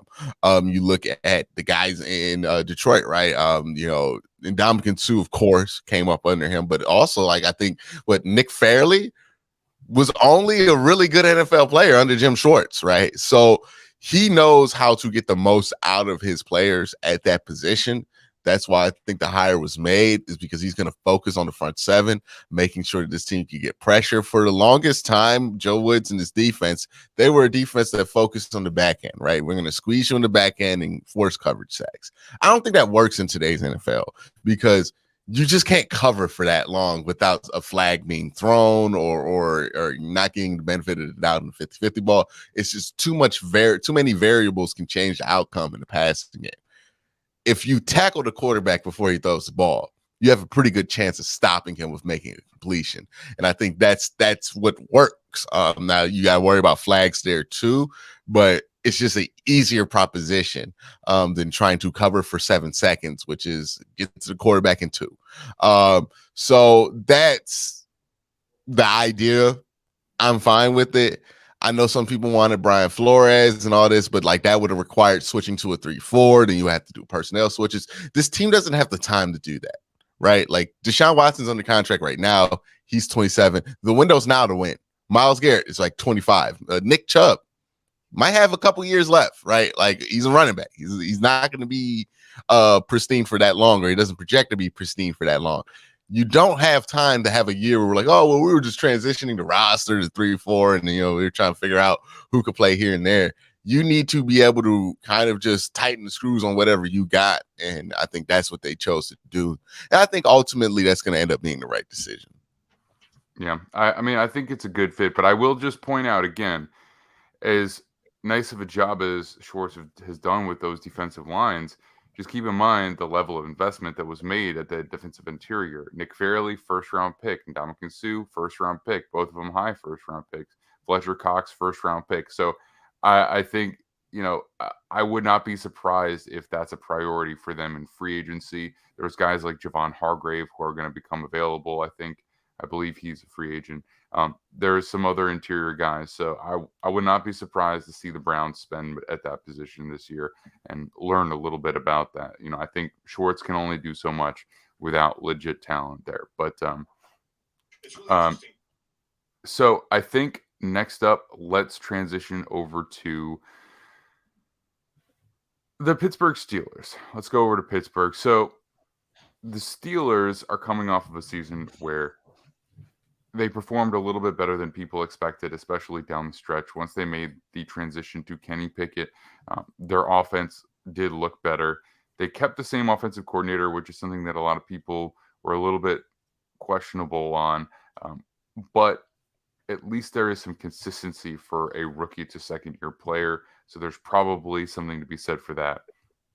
They've got talent. They've got guys at every skill position. Offensive line, probably not as good as it should be. Definitely left tackle in particular. I don't think the right tackle position was that great either, even though they just shelled out a deal. And the defense is the defense. The defense is extremely good and operated with questions at corner, and was still one of the top in the league when they had TJ Watt and Minka Fitzpatrick out there. So, I mean, Quincy, what do you think is the biggest hole on their roster? Where do you think that they need to address their spots most aggressively? Pittsburgh, they're a weird team because they don't really have a hole on the roster as much as they just don't have that much like they're good at almost every position where you can look at and go, okay, you got TJ Watt, obviously. Cam Hayward, like he's still good until he's not, right? And then you look at like some of the positions and it's like, okay, well, he's fine here. Like, that's fine. That's fine. That's fine. But it's not a lot of like, boy, you feel great about that position. Like they're a very 500 team. You know what I mean? Like that's what they feel like. Now, I guess the biggest question or thing you can point to is like, hey, well, maybe with Kenny Pickett, like if he is good or he's not. I'm not on the side to where I think he's actually good. I think he's a backup quality player that they drafted in the first round. But they are convinced in Pittsburgh right now that he's very good. But yeah, I mean, I see you have your O-line, cornerback, IDL, and it's like, yeah, those aren't holes for them, but they also aren't bad at those positions. They are kind of just okay at those spots. So that's what makes Pittsburgh really hard to evaluate in the offseason.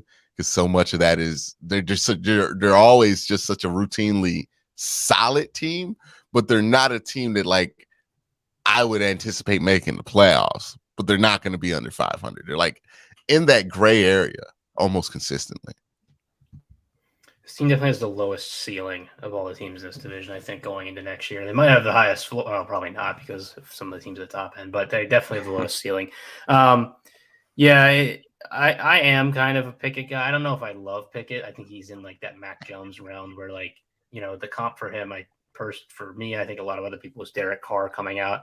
And I think year one, like, you kind of saw like the career curve being similar to what we saw year one from Derek Carr. And that's what you're going to expect from the Steelers. He's probably not a guy that you're excited about paying a whole lot of money when he's done 5 years in Pittsburgh. But I think, you need to do as much as you can to surround him with talent if you want to compete at the highest level.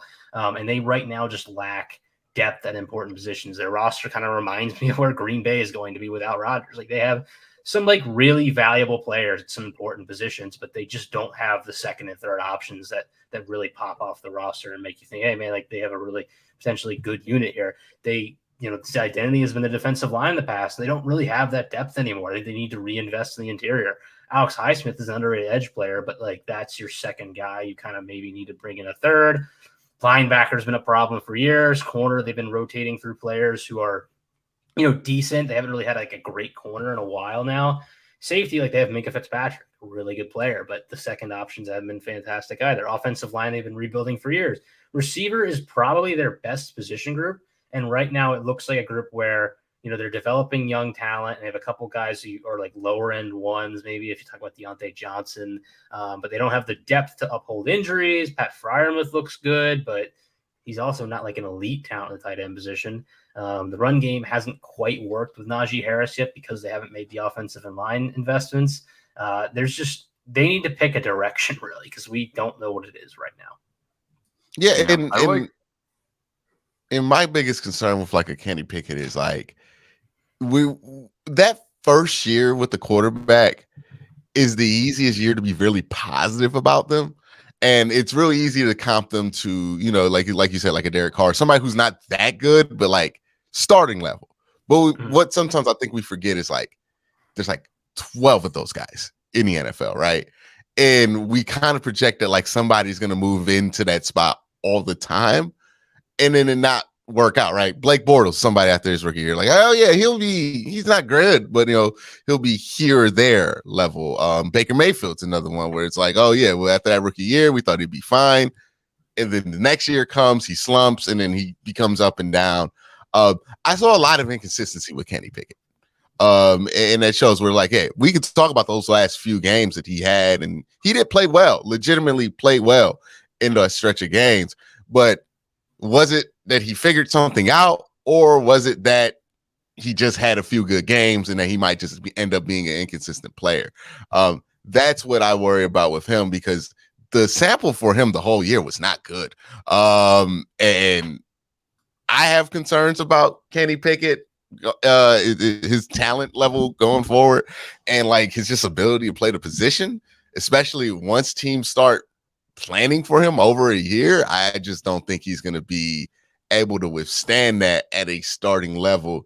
And if that's not going to be, that's why I think they probably do have the lowest ceiling and the highest floor, because a lot of what we talk about Pittsburgh achieving is in my opinion, despite the quarterback position, right? Because Cincinnati has a low floor with Joe Burrow. If Joe Burrow gets hurt, I don't know how many games that team wins, right? I don't know what Baltimore is going to do with their quarterback position, because it doesn't seem like Lamar's coming back there. And with Pittsburgh, it's like, no, Kenny Pickett can get hurt, and they might put Josh Dobbs out there. They might still win 8 games. So that's where the weirdness of Pittsburgh goes, because most teams you say that about, you also would think would be really good, right? If they can win a bunch of games at the quarterback position. But like, even if Kenny Pickett was good, I don't think they win more than 10 games. I don't know. I mean, I like Kenny Pickett a little bit more than I guess you guys do. I know you like him a little bit more, Nick, but I think he played with a lot of confidence. I think that he was starting to figure some things out. I think he was figuring out the speed of the NFL game. I think they need to get him help at left tackle. They really do, because I think if you look at this roster, you can say, yeah, they're okay to good at a lot of places and don't have holes. I think the left tackle was a clear hole. I think it was not good at all this year. They need to get a guy with genuine NFL pedigree to come in and play over there. And They improved the interior in this past offseason. I don't think either tackle spot is great, but left tackle is a particular concern. And with the young quarterback, I mean, it's going to be tough to really have the kind of situation that helps him develop if that's a problem for you. So I think to me, it's like a kind of a no-brainer that you attack that high in the draft, and maybe trade up if you have to, if you're not comfortable with who might fall to you at that position. So they've always invested at the offensive line. They kind of didn't for a while because they had Big Ben, who would just, take hit after hit and just shrug it off. But I think right now where they are, they need to cycle back to that and really make it a priority. So I mean, I'm happy to give Pickett another year to see where he goes with that, and hopefully a little bit more help there. They've got skill players. I mean, and I think their defense will be good for at least one more year, and then you will probably start to see some regression with age. But they have a couple of my favorite players in the NFL on defense, so I still have some confidence.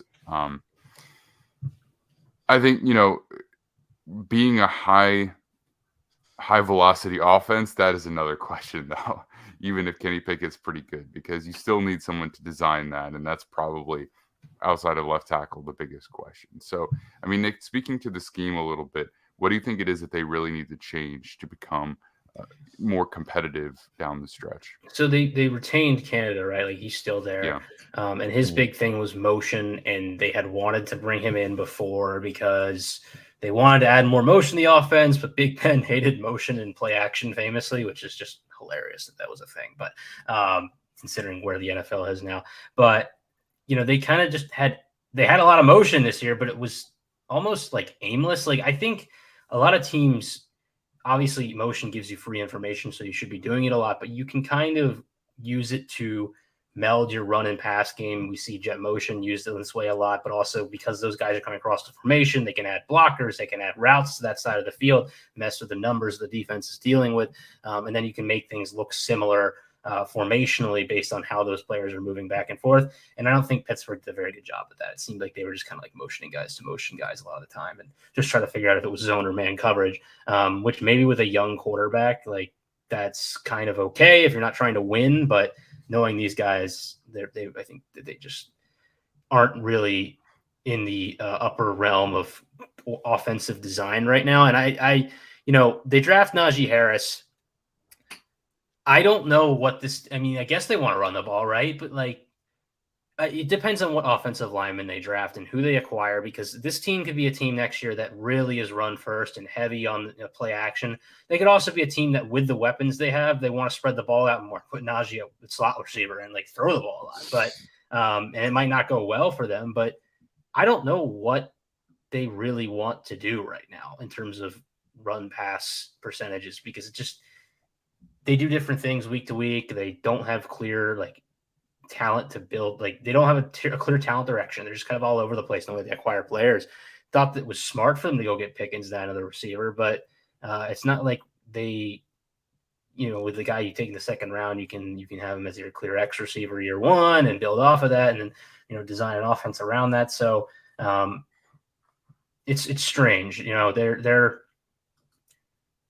It's like this offense is being designed because they have to design an offense and not because they want to, Yeah, there is some level of not knowing what you want to be. And I think sometimes you get that in college because like if you have good enough players, like you can just kind of do whatever. You don't have to like point yourself in a specific direction. And Canada's almost, I think, exclusively a college coach before he came over to Pittsburgh. I don't see anything on his resume that is from an NFL team. So if it works, it's clearly going to take a little time, but it might not work. They might be cycling back to a new offensive coordinator for Pickett's third year. We'll see. All right, let's keep it moving. Let's talk about Cincinnati Bengals. I think, this one is, it's fun for Bengals fans. They are, enjoying a stretch of success, but it's not as fun to talk about in the offseason because they don't really have that many holes. Like they kind of need to get a little bit better off at the offensive line. They just need to replace guys who are probably going to be moving on in interior defensive line, similar with Hayden Hurst at tight end. So it's not like they're this team with a lot of holes. They're just a team that just needs to replenish a little bit. So if you were to point something out, either what I said is that you think is a major hole they need to fill, or something I didn't mention, Quincy, what do you think the Bengals need to continue their run here? They have to figure out what they want to do with Jonah Williams. That's been the Achilles heel with them, is if you can get to Jonah Williams, through Jonah Williams, you can get to Joe Burrow, right? Like that. The reason, like, the Browns are like what 4-1 versus Joe Burrow in his career. The reason is Jonah Williams can do nothing with Myles Garrett, and he's limited in a way that is very interesting for the Bengals, because when they play regular pass rushers, he's fine. When you play TJ Watt, TJ Watt don't play on that side, but so they got La'el Collins for that. So they usually are fine against Pittsburgh nowadays. But Myles Garrett, right? Chris Jones, these guys who can play edge players. And I know Chris Jones, the Chris Jones game wasn't against Jonah. I think that was against Jackson Carman because Jackson was in there. But still, the issue remains at left tackle. Is like the elite guys. Those are the guys that give them headaches that they have not just like no solution for, absolutely no solution for. And that ruins their game plan. We saw it against Kansas City. They weren't able to move the ball. That's the biggest problem for them, is they have to get they can't exist as an elite team without a better than average tackle. And right now they have an average tackle. Like, I don't really think tight end's a problem for them. I don't know how long Hayden Hurst is under contract, but if he's coming back next year, they'll be fine there.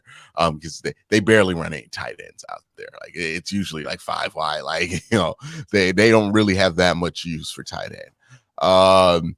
And then on the defensive side, I don't think they have a hole. Like, some people think defensive tackle's a hole for them. I think they're fine there. Like, DJ Reader's as good as they come. BJ Hill's really good. I think they got some young guys that pop up in there. Iloka, I think, is on there as well. Like, they're really good in the interior. Their edge rush is fine with Trey Henderson and Sam Hubbard. Linebacker, really good. Logan Wilson, Jermaine Pratt. And then their secondary, like, they don't have names that pop off the tape for you, but they have the play overall of that unit under Lou Anarumo has been just so good that I don't think there's even a problem. Even if you look at, like, Jesse Bates is probably the biggest free agent that's leaving. I think they'll be fine without Jesse Bates, because I'm not a big fan of him. I don't think he's that good. I think a lot of it is him just like watching quarterbacks' eyes and making big plays off of that, and people think he's good because of that. But he does a lot of freelancing that's not really useful for the defense and ends up putting them in bad positions. You look at the teams that have had success over the Bengals, the Browns are one of those teams. They usually take advantage of Jonah Williams and they take advantage of Jesse Bates, right? So those, like Jesse Bates walking, I don't think that hurts him if Dax Hill becomes a good player, first round pick for him out of Michigan. So I think they'll be fine there. There's really nothing on that defense. Like, I think that's honestly the strength of their team.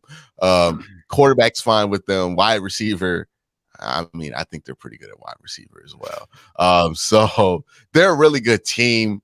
Their issue is literally just kind of Jonah Williams, like that left tackle position.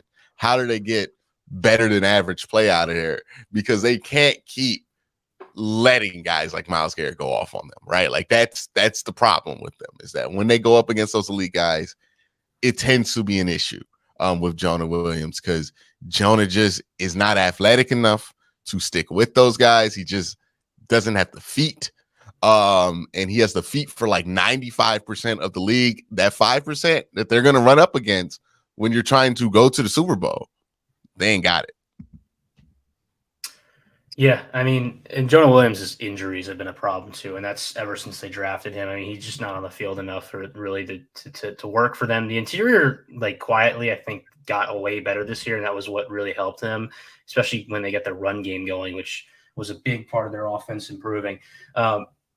So tackle is going to be a need. They might even look to get more interior guys just because I think they're a little older and they want to develop more players long term. Interior defensive line for me is just, again, the defense is good. Like, they have an above average pass rush unit, above average secondary. No issues with that. But I do think if they want to improve it, they could be looking to build one of those units into kind of like a juggernaut unit And I think the pass rush is closer to that because they have really good edge depth, like Hendrickson and Hubbard, good players. But, Joseph Osai had an amazing AFC Championship game. He gets kind of dinged for that penalty at the end of the game. He was playing really well throughout that game, and he's a nice developmental piece. They also have Cam Sample, who, like, as a fourth, is really like a nice fourth edge player. Reeder and Hill are really good players. It'd be nice to have like a third, fourth option maybe on the interior to really kind of give them that rotational ability to kind of not have those 300-pound dudes playing, upwards of 60 snaps a game. But that would help them maybe build that pass rush more and pressure some of these really good quarterbacks in the AFC. Tight end, so Hayden Hurst is a free agent. I don't think it matters that much for them. The more they run the ball, the more it does matter. But because of where they are in the draft and kind of like the type of players that are available to them, I could see them, if the receivers, they're not going to pay all of them. Tyler Boyd's almost assuredly going to be gone next year. T. Higgins is a question mark, and we're going to talk about that in a second. But they might look for a tight end to kind of keep around just because Burrow does kind of have the passing style that might work with a guy like a Michael Mayer, and because they are a little cheaper to pay. So if he ends up being a good player, you might keep him around for a long time. Well, I think one of the things is that, when you look at the secondary, they are losing some guys, Eli Apple, Jesse Bates, Von Bell, all scheduled to be free agents, but they did draft Dax Hill in the first round, Cam Taylor-Britt in the second round, and Tyson Anderson in the fifth round. So they made some investments at DB. They could probably add one more guy, but I think you also kind of need to see what you have in some of those players, especially the highly drafted ones. Jonah Williams is under contract for just one more year, which is his fifth-year option. So, if you want to do something at tackle, maybe late in the first or, if you trade down to the second, there's a pretty good group of guys there Kyron has been really high on.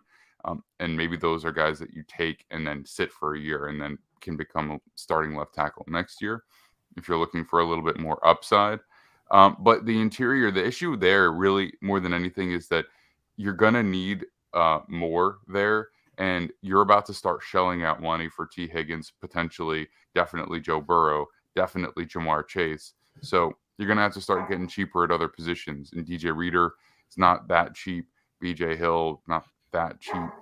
Neither of them are at the top of the market, but you are going to need to get cheaper there to maintain a high quality roster. So I think if you're looking at needs, they're perhaps a little bit more about future needs than immediate needs per se. And we're going to have to see what the development looks like there. So Nick was talking about T. Higgins, and I briefly mentioned it there.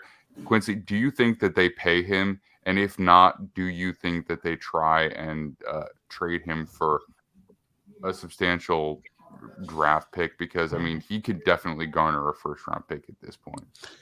It depends on what the market's going to go for him. I think they try to keep those guys on roster as long as possible, even if they risk having one walk for no help, for no return. I think you would probably do it just because T. Higgins is one of those guys where he's a good enough receiver to where even if he's on the last year of his contract, if you have him the whole season, he could help you get to a championship game. So I don't think they're ever going to trade him. But the extension, I don't know if they get an extension done with him because he's going to be expensive. Wide receiver pay has exploded over the last couple of years. He's going to be coming up in the middle of that explosion. With Tyreek Hill, I think he got $30 million on average a year. T's not going to be Tyreek Hill money, but he might be very close to that. Like, it takes one team to decide they want to reset the market with him to get him. So yeah, that's going to be an issue for them, is retaining T. Higgins. I don't know if they have the extra space to be able to do it. And I think if you're the Bengals, it's nice to have 3 wide receivers. Most teams get it done with 2.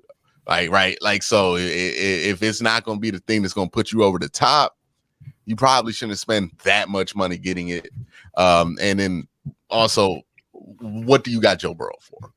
If Joe Burrow can't create with a little bit lesser weapons. And I think we've seen that when Jamar Chase went out, and then there was a period of time where he didn't have T. Higgins. He was making plays with Trenton Irwin and I think Steve Taylor or somebody like that. Like, he was able to make plays with those guys. So I just don't think it's justifiable to extend T. Higgins, but I also don't think they're going to let go of him before they have to.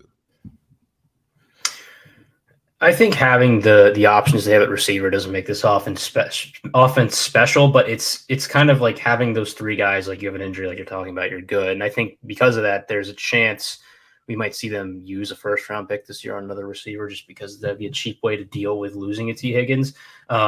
Especially like there's all these slot types. And again, Tyler Boyd is probably not coming back. Who again, I think is a very, an underrated talent player gets overlooked because of how good Higgins and Chase are.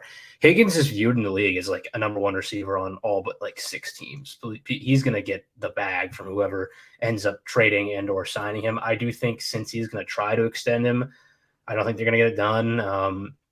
Just because, I mean, if they do, it's tough. Like, because then you're paying Chase and Burr. Like, you're going to end up paying around a little under half your salary cap on these 3 players at some point.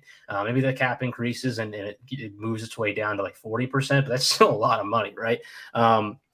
I think the worst thing they can do is let him play it out this contract. Like, I think, if you don't think he's valuable enough to give him the money, you need to be trying to trade him because you can. This is what the Chiefs did with Tyreek Hill, right? Like they decided to pay Mahomes and Kelsey and even Chris Jones, like they decided to give some money. So they traded Tyreek Hill and they got a ton of picks this year and they loaded up in the draft. They had the best draft of any team this year. And that's a big reason why they won the Super Bowl, right? Is that they were able to load up on that cheap talent.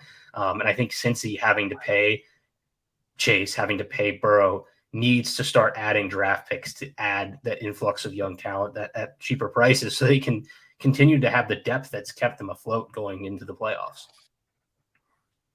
I think that's fair, but I think it's a little premature, though. I think because T. Higgins is he was a second-round pick in 2020. He has 1 year left on his contract. He can also be franchise tagged.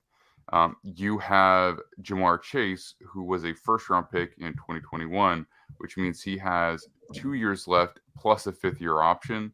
So essentially what you could do is you can go through this year, continue to have both of them relatively inexpensively.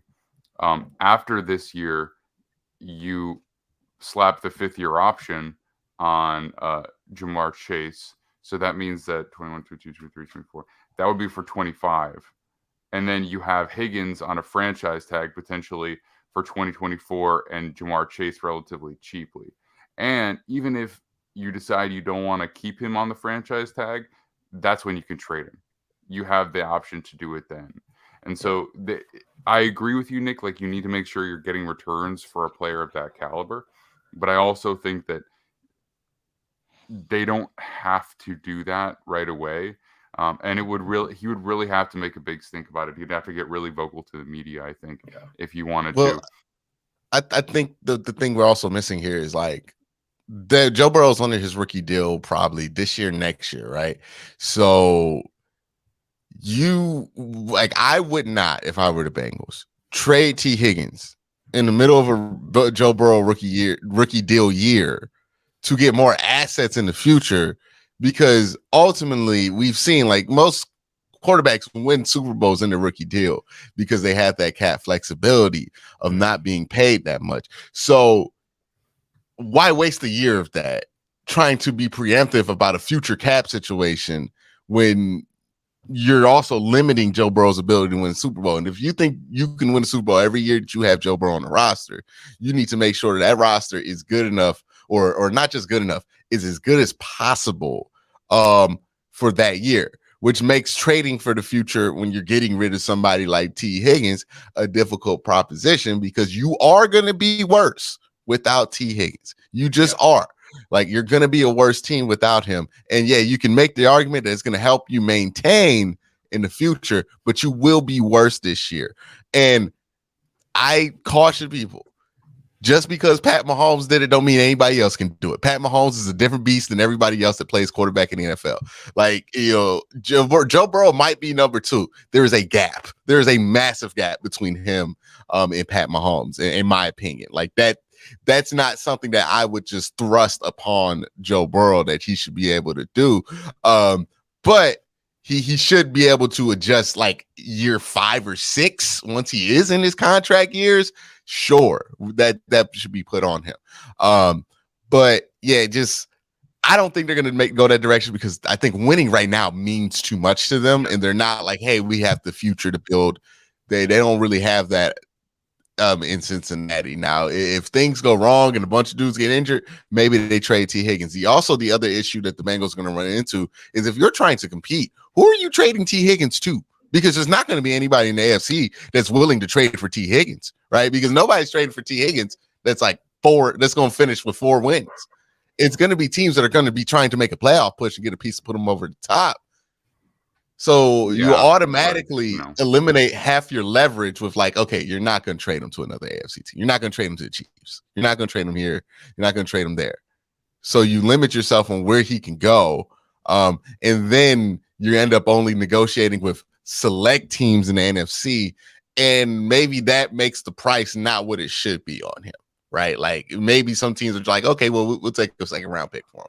And that ends up being the price instead of what you feel like the price should be, which is a treasure trove of picks. These things get difficult when you're in the Bengals position. When you're a bad team, it's real easy to trade good players because you don't care where they go. You don't care what you like. You're just trying to get rid of them to get some assets. When you're a good team, you have limited options because you're also trying to win, and you're not trying to make your life more difficult by giving T. Higgins to a rival team. Like you're not going to trade him in the North, but and that wouldn't matter unless even if you were a bad team, you wouldn't trade in division. But still, in conference becomes the things when you're a better team with a player like that. That's a true impact player. It becomes difficult on who's going to actually take him because not everybody's qualified to take him. And he might not want to sign an extension everywhere that he gets traded. So even if you're like, well, who's like, if you're Houston and you're like, hey, we'll take T. Higgins. T. Higgins probably not re-signing there for Houston. So you're going to get a 1-year rental on T. Higgins for a team that's probably going to win 4 games. It doesn't make sense there. So that's the big thing too with him because he's a 2nd-round pick. No 5th-year option with him. No extra year of control. Maybe you could do the franchise tag on him, but franchise tags on wide receivers are very rare. And it's not even a good proposition this year because the top 5 is like ridiculous now. So that's the issue with trading him. I think there's like some compensation issues that they might run up into, as well as, does this make you a better, like, do you just value being a better team for that year more than you value what you can get in a trade potentially? I'm not concerned about them getting a return on that. There's always going to be somebody out there who's willing to pay. I mean, there's going to be at least a couple of teams. The balance of the NFL is going to shift back to the NFC. It's just inevitable. It's just the way that this works. So there's going to be teams in the NFC that are willing to trade for him if you really don't want to trade him in conference. But I also think that they should pay Joe Burrow this year. I think you should just get on that as soon as possible. Pay him this year, and then you have lower cap hits over the course of his contract. Just because you pay him this year doesn't necessarily mean that his cap hit will go up substantially this year. So I think you just get on that as early as possible before other guys like Justin Herbert get extensions, etc., or Jalen Hurts. You just try and do it as early and as quickly as possible. But generally speaking, I do agree with you that whether you pay him now or later, his cap hit will eventually go up, and having a loaded roster now makes a big difference because it's going to be harder to do it then. But I think you can wait at least 1 more year before you trade T. Higgins away. All right, last team.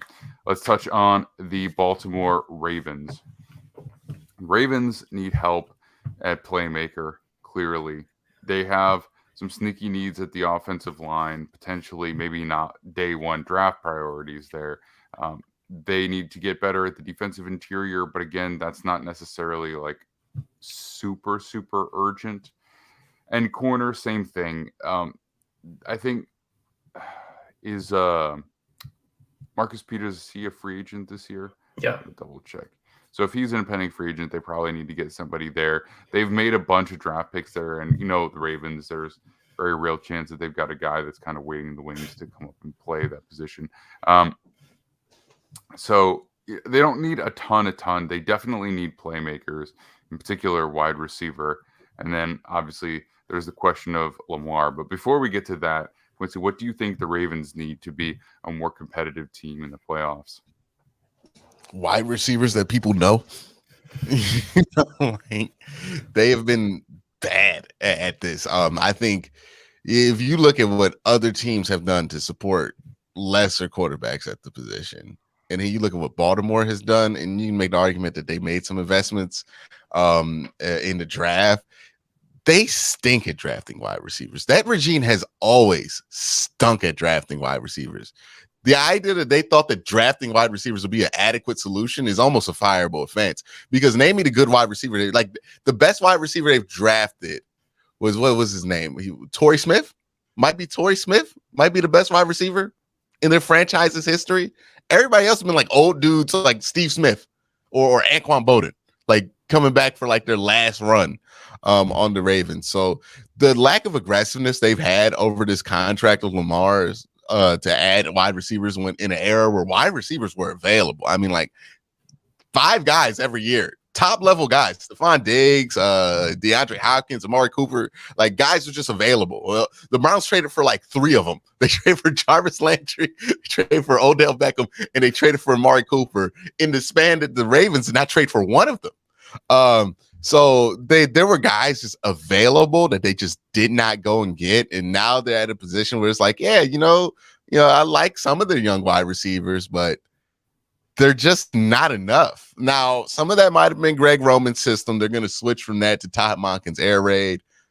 I don't know how much that's really going to change things for these wide receivers, to be honest with you.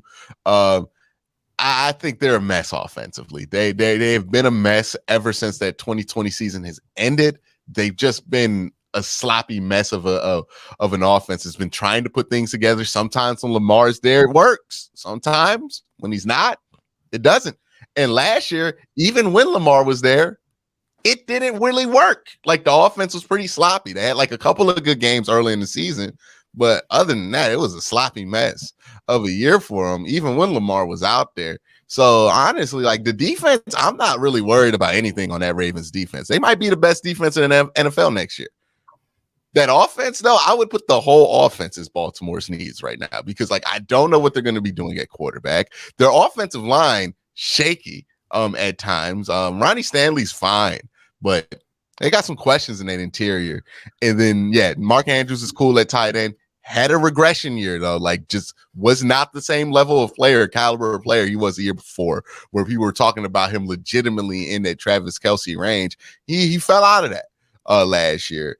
And then wide receivers is a mess beyond messes. I mean, they had at one point Deshaun Jackson and Sammy Watkins as their best 2 receivers, as well as I think DeMarcus Robinson. Do you know none of those players started with the team that year? Like, they did not start with the Ravens. They were waiver wires. Like, there was a stretch of the year where their best wide receivers were dudes that they got off waivers at the end of camp. The other teams cut.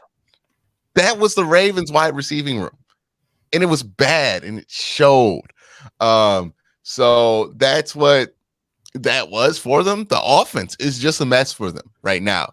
They're switching to Todd Monken. He had some success with Jameis in Tampa Bay. He was bad in 2019 with the Browns, but that was a whole Freddie Kitchens disaster. So I just don't know if he's the fixer for this offense. And I don't know if one person, the coordinator, can fix this offense, because the problems are massive. We're talking about a quarterback we don't know is going to be under contract. Yeah, you can force him under franchise tag to do this and that, but you really don't want your quarterback to feel like he is forced to be on your team. Like, that's just not a conducive environment for success. You want him to feel like he wants to be there. You want him to feel like he's happy to be there. And if he don't get his contract that he wants, he's not going to be there. He's going to end up being traded. And we're going to be talking about this team rebuilding with the defense that's ready to win now. And that's the disappointment with this team, is that this defense is ready to win now, but this offense is nowhere close. Even with Lamar, they're not close. And I think that's where some of the hesitation Lamar has to really want to get a long-term deal under their terms is like, this offense, the building of this offense has been a disaster. It's gotten worse every year since 2019.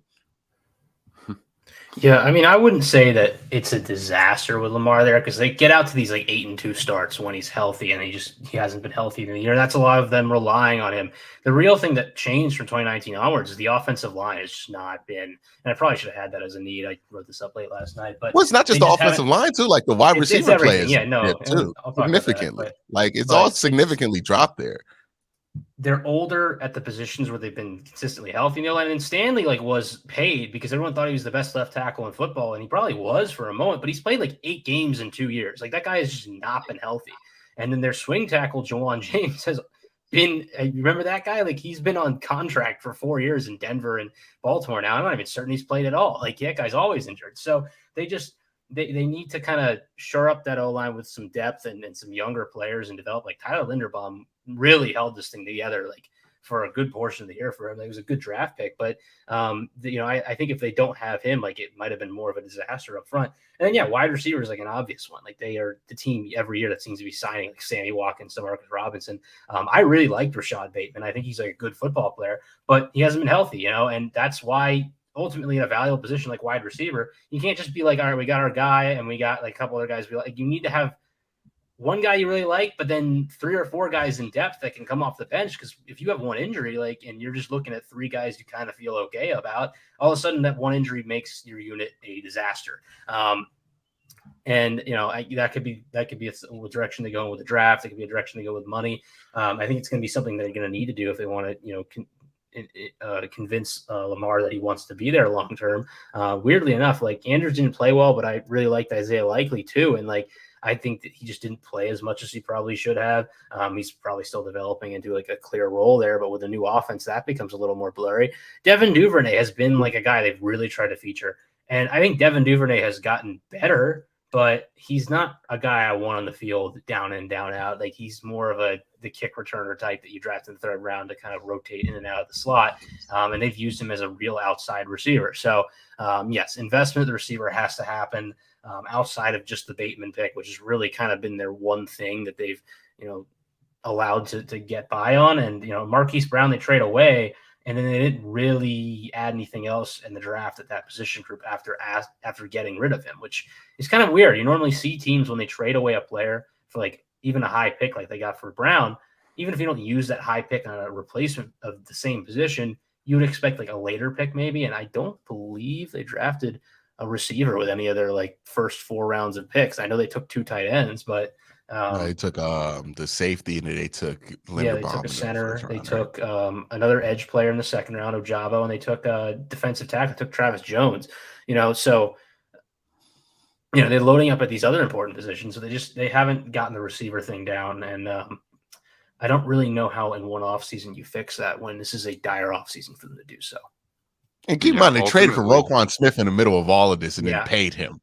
Yeah. Which, I like Roquan Smith as much as anybody. That makes no sense when you have, your offense is just not good. And that last half of that season, this year, really concerning for the Ravens for multiple reasons, because they were inept on offense at times. I think Kenny Pickett beat them and he scored like 17 points in that game. It's bad for them. And they have to be better than that if they want to retain Lamar Jackson. And it's like, you get into that whole situation with him and his contract. Seems like it's a kind of a, hey, I want this deal, and they're not willing to offer it kind of thing. And they're just going to have to meet on they're either going to have to come together, compromise on that, which I don't see happening. Or somebody's going to have to make a decision, and either you trade them or you try to force them to be there with the franchise tags and everything else. I worry that that's probably going to lower his value, because if he's on franchise tag, if you have questions about if he played when he could have with the knee injury, which I think he was legitimately injured, you get franchise tag, you feel like they don't really want to give you your money. Anything that's not 100%, if you're Lamar Jackson, you're probably not playing with. So he's going to miss more games next year because of that. If they try to do it, this is just a mess. It's a mess, I think, offensively for them, because they don't know what the situation is with Lamar. They did that to themselves. They could have extended him when Josh Allen got his extension, but they decided to wait on that. And then the big Deshaun Watson contract bomb dropped and threw a whole wrench into the negotiations with Lamar Jackson because Lamar wants the Deshaun Watson contract. They're not going to want to give it to him, but that's what this whole thing has been, right? They waited too long. You go, what's the worst that can happen, right? I'm pretty sure. What's the worst that can happen? We pay him an extra $5 million a year. That's it. And then all of a sudden, boom. Oh, okay. Yeah. Now we have a problem, right? That's on them. They should have got this done in 2019 whenever Josh Allen got it done. Now they're in this weird situation where they're at a stalemate with their best player. And not only the best player, the only reason to make that offense anything worth worrying about is Lamar Jackson, right? Like you can look at the running backs. J.K. Dobbins, a fine running back. He's not carrying your offense. None of those wide receivers are carrying your offense. And we found out this year that Mark Andrews, good tight end, not a tight end that's going to carry your offense. So if you don't have him, you really don't have anything special. And then you're probably throwing out Tyler Huntley, who I know made the Pro Bowl this year for whatever reason. But, I don't think a team with Tyler Huntley and Rashad Bateman is winning a lot of games in the NFL. You want to hear a couple of interesting stats about the Ravens and their draft history. First of all, as I was just looking through this, I forgot their first 2 picks they've ever made as a franchise are both Hall of Famers, which is kind of crazy. But I think possibly the best receiver that they've drafted so far is Marquise Brown, and they've traded him away. You know what I mean? And we all have thoughts about Marquise Brown and how good he is, but he's probably ultimately going to be better than Torrey Smith. And at this point in their franchise history, their all-time leading receiver is still Derek Mason, who played the first half of his career with the Tennessee Titans. So they do not have like a star wide receiver to their name. They've got stars at all kinds of other positions, at tackle, at linebacker, pass rusher, safety, corner. They've got great players at all those positions, all of them, but not wide receiver. So they are going to need to figure that out. I mean, you would think that if they do bring Lamar back, they go straight to the wide receiver well. And if he ends up getting traded,